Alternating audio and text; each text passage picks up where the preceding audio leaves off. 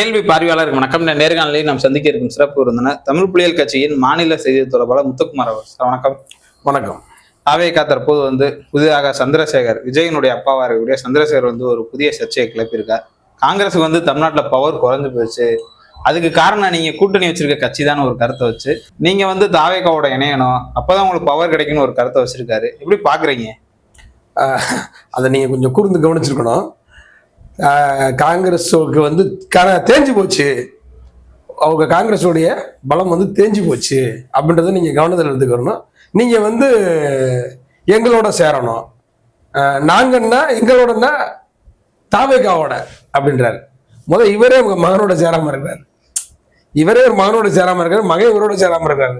ஏதோ வேற வழி இல்லாம வெளிப்படையா பாத்தீங்கன்னா சில கூட்டங்கள்ல மட்டும் அம்மாவுக்காக கூப்பிடும்போது இவரையும் கூப்பிட்டு வச்சு அப்படித்தான் ஓடிக்கிட்டு இருக்கு. ஃபேமிலிலேயே இவருக்கு பல பிரச்சனை, எஸ்.ஏ. சந்திரசேகருக்கும் விஜய்க்கும் ஃபேமிலிலேயே பல பிரச்சனை.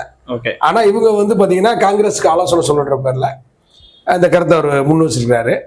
காங்கிரஸ் தலைவர்கள் குறிப்பா பாத்தீங்கன்னா இப்ப இருக்கக்கூடிய தமிழ்நாட்டில் இருக்கக்கூடிய சில முன்னணியாளர்கள் பாத்தீங்கன்னா ஏன் இப்படி திட்டமிட்டு இப்படி ஒரு செய்தியை பரப்புறாங்க அப்படின்னு பார்க்கும்போது ஒரு கூடுதலா சீட்டு பெறுவதற்காக அப்படி செய்யறாங்களா அப்படின்னா இல்ல. இது பாத்தீங்கன்னா இப்ப ஆதவர்ஜுனா கூட சொன்னாரு, எங்க கட்சியில நாங்க ஸ்லீப்பர் செல்ல டிஎம்கில இருக்கு, ஏடிஎம்கில இருக்கு அப்படின்னாரு. ஆனா பாஜகவோட ஸ்லீப்பர் செல்கள் எங்க இருக்காங்கன்னா இப்ப காங்கிரஸ் நிறைஞ்சு வழிகிறாங்க. குறிப்பா பாத்தீங்கன்னா அது இந்தியா லெவல்ல இருக்கு, அகில இந்திய லெவல்ல பாத்தீங்கன்னா ஸ்லீப்பர் செல்கள் காங்கிரஸ் நிறைய பேர் இருக்காங்க. குறிப்பா சசிதரூர் அவர்கள்லாம் எடுத்துக்கிட்டீங்கன்னா அவர்லாம் காங்கிரஸ் பாஜகவோட ஸ்லீப்பர் செல் தான். காங்கிரஸ்ல இருந்தா கூட அவர் பாஜகவுடைய மோடியை புகழ்ந்து பேசுறது, மோடியுடைய ஆட்சியை பாராட்டி பேசுவது, காங்கிரஸ் இருக்கக்கூடிய சில தலைவர் மீதான விமர்சனங்களை வெளிப்படையாக வைப்பது, இதெல்லாம் செய்யறாரு சசிதரூர். அது போலவே தமிழ்நாட்டில் இன்னைக்கு பாத்தீங்கன்னா திமுக காங்கிரஸ் கூட்டணிங்கிறது பாத்தீங்கன்னா ராகுல் காந்தி அவர்களுக்கும் மு.க. ஸ்டாலின் அவர்களுக்கும் எப்படிப்பட்ட உறவு இருக்குன்னா எனது அண்ணன் சொல்லக்கூடிய அளவுக்கு உறவு இருக்கு. இன்னைக்கு ராகுல் காந்தி எனது அண்ணன் அப்படின்னு சொல்லக்கூடிய அளவுக்கு இங்க பிரச்சாரம் வரும்போது ஒரு தடவை ஸ்வீட் வாங்கிட்டு அவரை எங்க அண்ணனுக்கு கொடுக்குறோம் அப்படின்ற அது ஒரு பெரிய ட்ரெண்ட் ஆச்சு. நல்ல ஒரு முழுவதும் அந்த வீடியோ போச்சு, நல்ல பெரிய ட்ரெண்ட் ஆச்சு. ஏன் அப்படி அவர் இது வெறுமன அத அன்பு, அதாவது அன்புக்கான உறவு மட்டும் இல்ல, அவர் கொள்கை ரீதியாவே இன்னைக்கு ஒரு ராகுல்கிட்ட இன்னைக்கு நிறைய மாற்றம் இருக்கு. காங்கிரஸ் கடந்த காலங்களில் செஞ்ச தவறுகள் எல்லாம் அவர் உணர்றாரு. காங்கிரஸ் கடந்த காலங்களில் ஒவ்வொரு மாநிலங்களையும் மொழி திணிப்பா இருக்கட்டும், பல்வேறு அந்த தேசிய அந்த திணிப்பு இருக்கு இல்லையா, பல்வேறு திணிப்புகள்.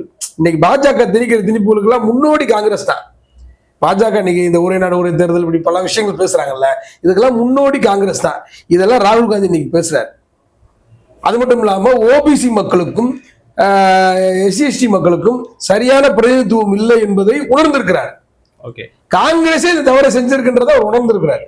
அவர் வெளிப்படையா பேசலனாலும் இன்னைக்கு பாத்தீங்கன்னா பத்திரிகையாளர்கள்ட்ட அவர் வெளிப்படையா கேள்வி எழுப்புறாரு. என்ன கேள்வி எழுப்புறாருன்னா, இங்க இருக்கிற நீங்க எத்தனை பேர் இருக்கீங்க, ஓபிசி எத்தனை பேர் இருக்கீங்க, பிசி எஸ்சி எத்தனை பேர் இருக்கீங்க அப்படிங்கிற கேள்வி யார்கிட்ட எழுப்புறாருன்னா பத்திரிகையாளர்கிட்ட எழுப்புறாரு. ஏன்னா 50 ஆண்டுகளுக்கு மேல ஆட்சியில் இருந்த ஒரு கட்சி, அந்த கட்சியினுடைய தலைவர், இன்னைக்கு அந்த கட்சியினுடைய தூணே அவர் தான். ஆனா அவர் என்ன நினைக்கிறாருன்னா, நாம 50 ஆண்டுகளா நம்முடைய முன்னோர்கள் இந்த பாஜக வருவதற்கான வழியை தான் பார்த்திருக்காங்க, பாஜக இன்னைக்கு நிலைச்சு நிற்பதற்கான வழியை தான் காங்கிரஸ் கட்சி முன்னோர்கள் பார்த்திருக்காங்க.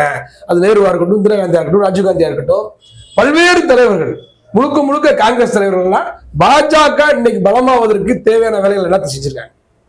அது பாபர் மசூதி இடிப்பு விவகாரமா இருக்கட்டும், எல்லா விஷயங்கள்லயுமே சரி பாஜக பலம் சேர்க்கக்கூடிய வேலையை செஞ்சிருக்காங்கன்றத ராகுல் காந்தி உணர்கிறார்.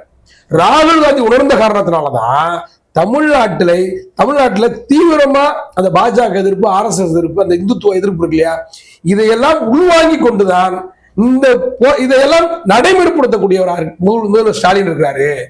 பாஜக நோட்டாவை தாண்ட முடியாத ஒரு மாநிலம் இருக்குன்னா, இந்தியாவில் இருக்குன்னா அது தமிழ்நாடு தான். ஏன் தமிழ்நாடு அப்படி இருக்குன்னா, இங்க பெரியாரியம் இருக்கு, இங்க திராவிடம் அப்படிங்கிற ஒரு சித்தாந்தம் இருக்கு, அதை பாதுகாக்கக்கூடியவரா முதல்வர் ஸ்டாலின் இருக்கிறாரு. அந்த அடிப்படையில் தான் முதல்வர் ஸ்டாலினோட கொள்கை உறவோட ஒரு களமாடுவதற்கு ராகுல் காந்தி தயாராயிட்டார். ஆனா இதை உணர்ந்து கொண்ட, இதை மோப்பம் பிடித்த பாஜக இங்கே ஜோதிமணி போன்ற, மாணிக்கம் தாகூர் போன்ற, பிரவீன் சக்கரவர்த்தி போன்ற சில நபர்களை வைத்துக் கொண்டு பாஜக எப்படி சசிதரரை பேச வைத்ததோ அதுபோல் இவர்களை பேச வைக்கிறது. காங்கிரசுக்கும் திமுகவுக்கும் இருக்கக்கூடிய உறவையே உடைக்கும் விதமாகத்தான் இன்னைக்கு வந்து பாத்தீங்கன்னா இந்த பிரச்சாரங்கள்லாம் செய்யப்படுது. மாணிக்கம் தாகூர் வந்து பாத்தீங்கன்னா திமுக விமர்சிக்கிறாரு, திமுகவில் உள்ள முன்னணியாளர்களை சிலர் விமர்சிக்கிறாரு. தளபதி அவர்கள் கூட மதுரை மாவட்ட மாநகர செயலாளர் தளபதி, திமுகவுடைய மாவட்ட மாநகர செயலாளர் தளபதி அவர்கள் கூட சமீபத்தில் அவங்களால தான் நாங்கள் கடுமையாக நின்று வெற்றி பெற வச்சிருக்கிறோம், அவங்களுக்கு தொகுதிக்கு 4000 ஓட்டு கூட 4000 ஓட்டு அதிகம் தான் சொல்லியிருக்காரு. எனக்கு பொறுத்தளவு அவ்வளோலாம் இல்லை, ஒரு 1000 ஓட்டு வேணா இருக்கலாம், தொகுதிக்கு 1000 ஓட்டு இருக்கலாம், வார்டுக்கு 5 ஓட்டு கூட கிடையாது. இதுதான் உண்மை காங்கிரஸுக்கு உள்ள தமிழ்நாட்டு நிலைமை. இது ராகுல் காந்திக்கு தெரியும், ஏன் இவர்களுக்கே தெரியும், பேசக்கூடிய மாணிக்கம் தாகூருக்கே தெரியும். இவர் நம்ம தளபதி கொஞ்சம் கூடுதலாக சொல்லிட்டார், 4000-5000 ஓட்டு தான் வச்சிருப்பீங்க ஒரு தொகுதிக்கு அப்படின்னு சொன்னார். அதெல்லாம் உண்மை கிடையாது. அப்படி சொன்னதுக்காக அந்த வடக்கு தொகுதியை காங்கிரஸுக்கு வாங்கணும், இந்த முறை வாங்கி அங்கே நம்ம காங்கிரஸ் வேட்பாளர் நிறுத்தணும், தளபதியை நிற்க வைக்கக்கூடாது அப்படின்னு ஏட்டிக்கு போட்டி அவர்கள் பேசக்கூடிய ஆதங்கம் என்னன்னா, காங்கிரஸ்காரர்களே நாங்கள் கடுமையா போராடி வெற்றி பெற வச்சோம், கைச்சினத்தை கொண்டு போய் மக்கள்கிட்ட சேர்த்து வெற்றி பெற வச்சோம் அப்படிங்கிற அடிப்படையில தளபதி பேசுகிறார். ஓகே, மாநகர செயலாளர், திமுக மாநகர செயலர், மதுரை மாநகர செயலாளர் தளபதி பேசுறாரு. ஆனா இவர்கள் என்ன செய்யறாங்க, ஏட்டிக்கு போட்டியா பேசுற பேர்ல ஒரு வெறுப்பை கக்கும் விதமான ஒரு பேச்சை வந்து பாத்தீங்கன்னா மாணிக்கம் தாகூர் பேசுறாரு, ஜோதிமணி பேசுறாங்க, இந்த பிரவீன் சக்கரவர்த்தி ஏதோ விஜயோட சேர்ந்தா நான் என்ன சொல்றேன், போங்க கம்யூனிஸ்டுகளுக்கும் விடுதலை சிறுத்தைகள் மதிமுக எங்களை போன்ற இயக்கங்களுக்கும் அது கூடுதலா சீட்டு தர்றதுக்கு ஒரு வாய்ப்பு அமையும். 20 சீட்டு 25 சீட்டு வாங்கி ஒண்ணுக்கு ஆகாத ஒரு கட்சிக்கு அவ்வளவு சீட்டு தர வேண்டிய அவசியம் இல்லை. திராவிட முன்னேற்ற கழகம் என்ன நினைக்குதுன்னா, காங்கிரஸ் ஒரு அகில இந்திய அளவில் இருக்கக்கூடிய ஒரு கட்சி, ராகுல் காந்தி போன்றவரோடு இன்னைக்கு ஒரு தன்மையாக ஒரு பொதுத்தன்மைக்கு மாறுறாங்க, பார்ப்பன இந்துத்துவத்தினுடைய அந்த செயல்பாடுகள்லாம் உணர்ந்து இன்னைக்கு தமிழ்நாட்டுக்கு தேவையான ஒரு சில போராட்டங்களையும் ஒன்றிய அரசுக்கு எதிராக வந்து நின்று போராடி பார்லிமெண்ட்லயே நமக்காக போராடுறாரு அப்படின்றதெல்லாம் ஸ்டாலின் அவர்கள் உணர்ந்துதான் கொஞ்சம் கூடுதலா சீட்டு தராங்க. ஆனா அதை அவங்க அட்வான்ஸ் எடுத்துக்கிறாங்க. அவர் கொடுக்குற நோக்கத்தை இவர்கள் அட்வான்ஸ் எடுத்துக்கிட்டே நமக்கு பலம் இருக்கிற மாதிரி இங்க தமிழ்நாட்டுல வந்து காங்கிரஸுக்கு பெரிய பலம் இருக்கிற மாதிரி எல்லாம் கிடையாது. காங்கிரஸுக்கு பலம் எல்லாம் ஒண்ணும் கிடையாது, தொகுதிக்கு 2000 ஓட்டு கூட கிடையாது. இதுதான் காங்கிரஸ் தமிழ்நாட்டுடைய நிலைமை. இதையெல்லாம் இப்ப பிரவீன் சக்கரவர்த்தி, நீங்க கேட்ட கேள்வி விஜயோட அப்பா ஏன் அப்படி பேசுறாரு அப்படின்றதுக்காக சொல்ல வரேன். அப்ப பிரவீன் சக்கரவர்த்தி போன்றவர்கள், மாணிக்கம் தாகூர் போன்றவர்கள், ஜோதிமணி போன்றவர்கள் இதையெல்லாம் அந்த சலசலப்பை ஏற்படுத்துற காரணத்தினாலதான் இன்னைக்கு விஜயோட அப்பா தான் மகனோடய சேராதவர், தான் மகனுடைய பிரச்சனையா இருக்கிறவரு, அவர் இன்னைக்கு வந்து என்ன பேசுறாருன்னா, நீங்க தாவேக்காக்கு வாங்க, எங்களோடனா என் கூட இல்ல, நீங்க தாவேக்காக்கு போங்க அப்படின்னு சொல்றாரு. நம்ம என்ன சொல்ல வரோம்னா, ஒரு முறையாவது காங்கிரஸ் போய் வந்தா தான் தமிழ்நாட்டினுடைய அருமை தெரியும். தமிழ்நாட்டில் நீங்கள் வீழ்த்தப்பட்டவர்கள், நீங்க வந்து பல தேரல்ல, எஸ்.ஏ. சந்திரசேகர் சொல்ற மாதிரி, எஸ்சி சொல்ற மாதிரி அவங்க தேரல்ல, வீழ்த்தப்பட்டவர்கள், தமிழர்களால் வீழ்த்தப்பட்டவர்கள்.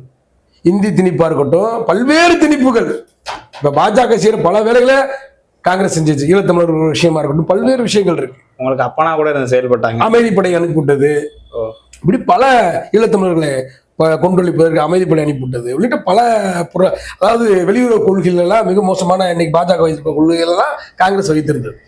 அப்ப இதையெல்லாம் மக்கள், தமிழ்நாட்டு மக்களிடம் அன்னைக்கு திராவிட இயக்கங்கள் மிகப்பெரிய ஒரு போராட்டத்தின் மூலமாக, பிரச்சாரத்தின் மூலமாக மக்களை விழிப்புணர்வு செய்து காங்கிரஸை வீழ்த்தினார்கள். நீங்க வீழ்ந்துட்டீங்க, ஏதோ இன்னைக்கு தேவைப்படுது, பாஜகவுக்கு எதிராக காங்கிரஸ் நிற்க வேண்டும் அப்படிங்கிற ஒரு நிலை இன்னைக்கு தேவைப்படுது. இல்ல, இந்த கருத்து வந்து அவருடைய சொந்த கருத்தா இல்ல திமுக வந்து அவங்களை கழட்டணும்னு பார்த்துச்சா? ஸ்டாலின் வந்து இந்த தடவை கூட்டணிக்கே வேணாம்னு எதுவும் நிலைப்பாட்டுல எது இருக்காரா? அதாவது அதான் சொல்றேன், மேல்மட்ட லெவல்ல மு.க. ஸ்டாலின் அவர்களுக்கோ, முதல்வர் அவர்களுக்கோ, ராகுல் காந்தி அவர்களுக்கோ ஒரு நல்ல ஒரு புரிதல் இருக்கிறது. திமுக தலைமைக்கு எதிராக பேசக்கூடாதுன்னே கார்கே அறிக்கை விட்டுருக்காரு. ஒரு கூட்டம் நடத்தி தமிழ்நாட்டில் இருக்கக்கூடிய தலைவர்கள்லாம் வர சொல்லி கூட்டணி உறுதிப்படுத்திட்டாங்க. திமுக கூட்டணியை கார்கே உறுதிப்படுத்திட்டாரு, அகில இந்திய காங்கிரஸ் கட்சி தலைவர் கார்கே உறுதிப்படுத்திட்டார். ஆனா இங்க இருக்கக்கூடிய இவர்கள் வந்து பாத்தீங்கன்னா, அதான் சொல்றேன், நம்ம பாஜக ஸ்லீப்பர் செல்ஸ் என்ன செய்ய முடியும், அவங்க எப்படியாவது இங்க வந்து அதிமுக பாஜக கூட்டணி வெற்றி பெறணும். அங்க சென்ட்ரல்லே வந்து பாத்தீங்கன்னா, ஒன்றியத்துல வந்து பாத்தீங்கன்னா காங்கிரஸ் ஆட்சிக்கு வரக்கூடாது, பாஜக தான் ஆட்சிக்கு வரணும். உங்களுக்கு பதவி வர விட பணம் வந்துச்சுன்னா என்னன்னு பேசுவாங்க, உங்களுக்கு பதவியை விட பணம் இப்படி சைட்ல வந்துச்சுன்னா என்னவோ பேசுவாங்க. அப்படிதான் இந்த நபர்கள் எல்லாம் வந்து பாத்தீங்கன்னா, ராகுல் காந்தி அவர்கள் தான் இந்த நபர்கள் எல்லாம் புரிந்து, குறிப்பா சசிதரூர் போன்றவர்கள் எல்லாம், அவரெல்லாம் சுரேந்தா புஷ்கரன் சொல்லி ஒரு திருமணம் முடிச்சு நிறைய, அதெல்லாம் பெரிய சர்ச்சையாச்சு. அவர் மீது நிறைய சிக்கல்கள் இருக்கு, நிறைய தலைவர்கள் இருக்காங்க. பிரணாப் முகர்ஜி கூட எடுத்துக்கங்க, பிரணாப் முகர்ஜியே ஒரு ஆர்எஸ்எஸ் காரர் கூட தான் செயல்பட்டார், காங்கிரஸ் கட்சியை சேர்ந்தவர், ஆனா அவர் ஒரு ஆர்எஸ்எஸ் காரர் மாதிரி தான் செயல்பட்டார். ஏன் பட்டேல் என்னை கையில் எடுக்கிறாங்க பாஜக? பட்டேல ஏன் என்னை கையில் எடுக்குது பாஜக? பட்டேல கையில் எடுப்பதற்கு காரணம் என்னன்னா, அவருக்கு இப்ப அதான் சொன்னோம்ல, காங்கிரஸ் இன்னைக்கு பாஜக பலமாக இருப்பதற்கு என்னென்ன வேலைகள் செய்யணுமோ அந்த வேலைகள்லாம் காங்கிரஸ் கடந்த காலங்கள் செஞ்சதுனாலதான் பாஜக இன்னைக்கு பலமா இருக்கு. அதான் பட்டேல் அவன் கையில் எடுக்கிறான். பட்டேல் வந்து பாஜக காரர் கிடையாது, காங்கிரஸ் கட்சிக்காரர். அவர் கையில் எடுக்கிறாங்க. அந்த இந்தியா ஒருங்கிணைக்கணும் அப்படின்னு சொல்லி பல்வேறு மாநிலங்களை மிரட்டி, காஷ்மீரா இருக்கட்டும், நம்ம ஹைதராபாத் தெலுங்கானாவா இருக்கட்டும், உள்ளிட்ட பல பகுதிகளை வந்து ஒருங்கிணைச்சதுல அவருடைய பங்கு பெரும் பங்கு வன்முறையின் மூலமாக. காங்கிரஸ் கட்சியில அவருடைய உள்துறை அமைச்சர் வன்முறையின் மூலமாக தான் அவர் இந்த வேலையெல்லாம் செஞ்சார். அதனால காங்கிரஸ் கட்சி தேவையில்ல, வீழ்ச்சி தமிழ்நாட்டில் வீழ்ந்து விட்டது. இப்ப இந்த சந்திரசேகர் அவங்களுடைய கருத்து வந்து அவருடைய கருத்தானா விஜயோட கருத்தா? அதெல்லாம் சந்திரசேகருடைய கருத்து ஏதோ பத்திரிகையாளர்கள் கேட்கிறாங்கன்றக்கா சொல்ற கருத்து தான். அவர் தாவைகளே அவர் இல்லைன்றதான் அந்த வார்த்தையிலே சொல்றாருல்ல. நாங்க சொல்லல, அங்க போய் சேருங்க அப்படின்றாரு. எங்க கட்சியில வந்து சேருங்க, நான் அந்த கட்சியில என்ன பொறுப்புல இருக்கேன்னு அவர் சொல்லல. நீங்க அங்க போய் சேருங்க அப்படின்னு தன் மகனுக்கு ஒரு பலன் சேர்க்கிறதுக்கான முயற்சி எடுக்கிறாரு. முதல்ல அவர் மகனுக்கு ஒரு அட்வைஸ் சொல்ல சொல்லுங்க. இப்ப அவர் மகனுக்கு அவர் தான் அட்வைஸ் பண்ணணும். ஏன்னா தம்பி 2026 பிறகு நீ சினிமா நடிக்க போறதுக்கு இப்பே கட்சி போயிடா தம்பின்னு சொல்றதா அவருக்கு நல்லது. ஏன்னா அந்த கரூர் இஷ்யூவா இருக்கட்டும், பல்வேறு விஷயங்கள். இப்ப சமீபத்துல இப்ப கரண்ட் இஷ்யூ என்ன நடந்துகிட்டு இருக்குன்னா, கட்சியில ரொம்ப நாளா இல்ல, தொடர்ச்சியா கட்சி நடந்தது ரொம்ப இப்ப கொஞ்ச நாளால கட்சி தொடர்ந்து நடந்துகிட்டு இருக்கு. பட்டியலின சமூகத்தை சேர்ந்தவர்களுக்கு வந்து கட்சியில பொறுப்பு தராம சாதி ஆதிக்கத்தோட தன்னுடைய மாவட்ட செயலாளர்கள், விஜய் கட்சியினுடைய மாவட்ட செயலாளர் நடந்து கொள்வது. நேற்றைய தினம் கூட நாமக்கல்ல பெண்கள் அமைப்பு, பெண்கள் அணியை சேர்ந்தவர்கள்லாம் வந்து பாத்தீங்கன்னா எங்களை வந்து மதிக்க மாட்டேங்கிறாங்க, மேடையில் ஏற்ற மாட்டேங்கிறாங்க, எங்களை இந்த ஜாதிக்காரங்க சக்கிலிசி அப்படின்னு சொன்னா ஜாதின்றதுனால, இந்த ஜாதிக்காரங்கிறதுனால எங்களை இழிவுபடுத்துறாங்க. பேரெல்லாம் அவங்க குறிப்பிடுறாங்க. இப்ராஹிம் சொல்லி ஒரு சில பேர், மாணவர் பொறுப்பாளர், மாவட்ட செயலாளர்கள் சில பேரெல்லாம் குறிப்பிடுறாங்க. இவங்கெல்லாம் வந்து பாத்தீங்கன்னா எங்களை எந்த விதமான ரெஸ்பெக்ட் பண்ணல, நாங்க தளபதிக்காக உழைக்கிறோம், தளபதிக்காக உழைச்சிக்கிறோம், தளபதி தான் எங்களுக்கு முக்கியம் அப்படின்லாம் அவங்க பேட்டி தராங்க. அதெல்லாம் அவங்களுடைய அறியாமை, ஒரு அறியாமையில ரசிக மனப்பான்மையில இப்படி பேசுறாங்க. ஆனா சாதியோட இறுக்கம் எவ்வளவு மோசமா இருக்குன்றத அந்த அறியாமையில இருந்த விசிலடிச்ச கூட்டங்கள் வந்து இன்னைக்கு தெரிஞ்சிருப்பாங்க. ஓகே, தமிழ்நாட்டுல குறிப்பா இந்தியா முழுவதும் இப்படிதான் நிலைமை. ஆனா தமிழ்நாட்டுல இப்படிலாம் ஜாதி ரீதியான ஒடுக்குமுறை இருக்கும். அரசியல் கட்சிக்கு போனா ஜாதி ரீதியான ஒடுக்குமுறை இருக்கும். தியேட்டர்ல போய் விசில் அடிச்சு வந்துடலாம். எல்லாரும் விசில் சத்தத்திலையும் ஒன்றும் தெரியாது. விசில் சத்தம் விசில் சத்தமா, கை தட்டுறது கைத்துல வந்துடலாம். ஆனா இங்க அரசியல் வந்ததுக்கு அப்புறம், பதவின்னு வந்த பிறகு, அதிகாரம் வந்த பிறகு, அந்த அதிகாரத்தை யாருக்கு வழங்குவது, பதவியை யாருக்கு வழங்குவதுன்ற இடத்துல யார் இருப்பான்னா ஜாதி வெறியர்கள் தான் இருப்பாங்க. அந்த ஜாதி வெறியர்களை ஆதரிக்கக்கூடிய நபர் யார் இருக்காருன்னா இன்னைக்கு விஜய் இருக்கிறாரு. இது வரைக்கும் அதை கண்டிச்சிருக்காரா? கொள்கை தலைவர் அம்பேத்கர் பத்தி விளக்கம் கொடுத்திருக்காரா? கொள்கை தலைவர் பெரியார் பத்தி ஏதாவது அந்த மாவட்ட செயலாளர்களுக்கோ அது நிர்வாகிகளுக்கோ ஒரு வகுப்படுத்திருக்காரா, பயிற்சி வகுப்படுத்திருக்காரா? ஒண்ணுமே இல்லை. செயற்குழுக்கு வர்றாரு, விசில் அடிக்க விடுறாரு, பேசுறாரு, கை தட்டுறாங்க, நல்லா கரிசோறு போடுறாரு, சாப்பிடுறாங்க, போயிடுறாங்க. ஓகே, இப்படி எப்படியாவது ஓட்டு போட்டு அவங்களை வந்து முதல்வர் ஆக்கிடுவாங்கன்றாங்க. இன்னைக்கு தனிமையா நிற்கிறாரு. கூட்டணிக்கு எதிர்பார்த்தாரு, ஆட்சியில பங்கு தர, அதிகாரத்துல பங்கு தரேன், எதுவுமே இல்லை. யாருமே கூட வரல. யாரையாவது கோர்த்து விடுவோம் அப்படின்ற அடிப்படையில் தான் காங்கிரஸ் கோர்த்து விடுறதுக்கு எஸ்சிஎஸ்சி முயற்சிக்கிறாரு. ஆனா காங்கிரஸ் தலைமை தெளிவாக இருக்கிறது. இங்க இருக்கிற அல்ல செல்கள், பாஜகவுடைய சில்பர் செல்கள் இந்த மாதிரி கதறிக்கிட்டு இருக்காங்க. இதுல இந்த 2026 தேர்தல் தொடர்ந்து நீங்க சொன்ன கருத்து தான். காங்கிரஸ்க்கு வந்து இந்த தடவை வந்து எண்ணிக்கை குறைவா கொடுக்கணும். நாடாளுமன்ற தேர்தலே 10 சீட்டு கொடுத்துட்டீங்க. ஆனா உழைத்த கட்சிக்கெல்லாம் கம்யூனிஸ்டுகள், விசிக உள்ளிட்ட பல கட்சிகள் வந்து பழைய மாதிரி தான் சீட்டு கொடுத்தீங்க. இந்த தடவை எண்ணிக்கை வந்து குறைச்சு கொடுங்கன்னு பல்வேறு கருத்துக்கள் இருக்குது. உங்களுடைய கருத்தா அப்படி? விடுதலை சிறுத்தைகளை விட கம்யூனிஸ்ட் கட்சிகளோட சீட்டு இவர்களுக்கு குறைவாக தான் தரணும். அதுதான் சரியான பங்கீடா இருக்கும். ஏன்னா இவங்க என்ன செய்யறாங்கன்னா, பலம் பொருந்திய கட்சிகளுக்காக இருக்கக்கூடிய விடுதலை சிறுத்தைகளுக்கோ அல்லது கம்யூனிஸ்டுகளுக்கோ எண்ணிக்கையை குறைச்சிட்டு இவங்களுக்கு கூடுதலாக கொடுக்குறாங்க. முதல்வர் அவர்கள் இதில் கவனத்தில் எடுத்துக்கணும். கலைஞர் அவர்களும் அதை செஞ்சாங்க. ஏன்னா அகில இந்திய அளவில் ஒரு இறக்கம் ஏற்படுவதற்காக செய்யறாங்க. ஆனா தமிழ்நாட்டில் அவருடைய பலம் என்ன அப்படிங்கிறது ரொம்ப குறிப்பா இவங்க கணக்கில் எடுத்துக்கணும். 1000-2000 ஓட்டு தான் இருக்கு ஒரு தொகுதிக்கு. எனவே அவர்களுக்கு வந்து பாத்தீங்கன்னா 10 சீட்டு என்பது கூட கூடுதலாக தான். 10க்கு குறைவான எண்ணிக்கையில, ஒற்றை எண்ணிக்கையில கொடுத்தா அது சரியா இருக்கும்ன்றதுதான். அவ்வளவுதான். ஒரு ஒற்றை எண்ணிக்கை கொடுக்கலாம், 10 கீழே கொடுக்கலாம். நாடாளுமன்ற தேர்தலில் கூட வாங்கிட்டோம். சட்டமன்ற தேர்தலில் ஒற்றை எண்ணிக்கையில கொடுக்கறது தான் சரியா இருக்கும். அவருடைய பங்களிப்பு அவ்வளவுதான். இல்ல அவங்க விஜயோட தான் போறாங்கன்னா தாராளமா அனுப்பி வைக்கலாம். ஒரு முறை போய் வந்தா தான் அவர்களுக்கு அவருடைய பலம் என்னன்னு தெரியும். தமிழ்நாட்டு மக்கள் என்ன மனநிலை இருக்காங்க அப்படின்றத அவங்க புரிஞ்சுடுவாங்க. ஏதோ விஜயோட போனா வெற்றி பெற்றலாம் அப்படின்னு அவங்க கணக்கு போட்டாங்கன்னா, நோட்டாவை தாண்ட முடியாத பாஜகவை போல் நோட்டாவை தாண்ட முடியாத காங்கிரஸா தான் அது மாற முடியும். ராகுல் காந்தி மீது நமக்கு மிகப்பெரிய மரியாதை இருக்கிறது, ஒரு மதிப்பு இருக்கிறது. அவருடைய நடவடிக்கையில நிறைய மாற்றம் இருக்கிறது. அதை மாற்றுக்கிறது ராகுல் காந்தியை நம்ம மதிக்கிறோம். ஆனா இன்றைக்கு இங்க இருக்கக்கூடிய ஸ்லீப்பர் செல்களா இருக்கட்டும், பாஜகவுடைய ஸ்லீப்பர் செல்களை கவனத்தில் வச்சுக்கிட்டு தமிழ்நாட்டில் குறிப்பாக வந்து பார்த்தீங்கன்னா தொகுதி எண்ணிக்கையை கொஞ்சம் குறைச்சி தான் கொடுக்கணும். ஏன்னா திமுகவும் கூடுதலான இடத்துல நிற்கணும் அப்படிங்கிறது எங்களுடைய கோரிக்கை சொல்கிறோம். ஏன்னா இன்னைக்கு பாஜக பல சதி திட்டங்களை, தில்லுமுள்ளு வேலைகளை எப்படியும் வந்து பார்த்தீங்கன்னா பீகாரில் செய்தது போல, குஜராத்தில் செய்தது போல, கர்நாடகாவில் செய்தது போல, மகாராஷ்டிராவில் செய்தது போல, குஜராத்தில் செஞ்சுக்கிட்டே இருக்கிறது போல தமிழ்நாட்டிலும் செய்வதற்கான முயற்சி எடுக்கும். அதுல ரொம்ப கூடுதல் கவனமா இருக்கணும். திமுக கூடுதலான தொகுதியில போட்டியிடணும்.